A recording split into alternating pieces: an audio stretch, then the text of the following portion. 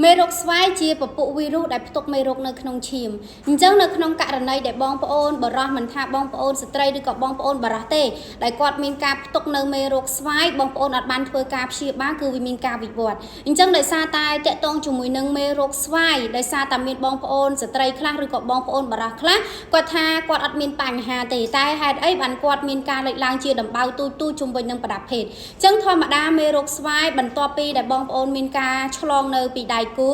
រយៈពេលពី3ទៅ5សប្តាហ៍គឺចាប់ផ្ដើមចេញជារោគសញ្ញាអាចនឹងថាទៅលើប្រព័ន្ធរាងកាយរបស់បងប្អូន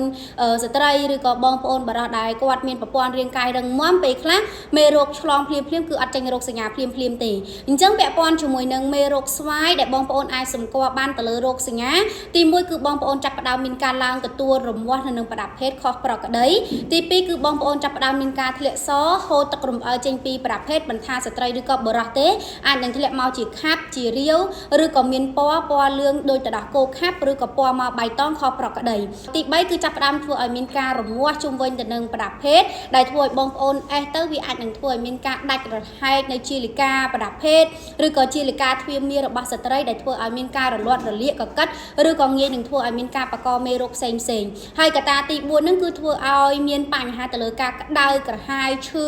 ចាប់ផ្ដើមមានបញ្ហាទៅលើការប្របាក់នៅក្នុងការបត់ជើងទូចប្របាក់នៅក្នុងការសៀកខោជាដើមហើយនឹងពាក់ព័ន្ធជាមួយនឹងកត្តាសំខាន់នេះគឺចាប់ផ្ដើមធ្វើឲ្យប្រព័ន្ធរាងកាយស្ត្រីឬក៏បុរសនៅពេលដែលមានការឆ្លងនៅបញ្ហាទាំងអស់នេះវាចាប់ផ្ដើមធ្វើឲ្យមានការក្តៅខ្លួនស្ទីងចាប់ផ្ដើមធ្វើឲ្យមានការឡើងកូនកដុលចាប់ផ្ដើមធ្វើឲ្យមានការវិលមុខឈឺក្បាលអស់កម្លាំងជាដើមអញ្ចឹងបញ្ហាមេរោគស្វាយគឺប៉ះពាល់ខ្លាំងមែនទែនបញ្ហាខ្លាំងបំផុតនោះគឺមានការវិវត្តទៅជាមេរោគ HIV ដែលយើងហៅថាមេរោគអេដអញ្ចឹងពាក់ព័ន្ធជាមួយនឹងមេរោគស្វាយបើសិនជាក្នុងករណីបងប្អូនចាប់ផ្ដើមមានការឡើងកទួលលមាស់នៅនឹងប្រដាប់ភេទមិនថាស្ត្រីឬក៏បុរសចាប់ផ្ដើមនោមមកឈឺនោម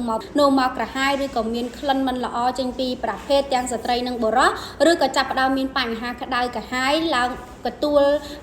អត់តាមបាតដៃបាតជើងឡើងកម្ៅខុសប្រក្រតីសូមបងប្អូនគួរតែឆាប់ធ្វើការស្វែងរកដំណោះស្រាយហើយបើបងប្អូនចង់បានវិធីសាស្ត្រនៅក្នុងការដោះស្រាយបងប្អូនអាចធ្វើការទៅមកកាន់អ្នកគ្រូធ្វើការប្រឹក្សាយោបល់ជាមុន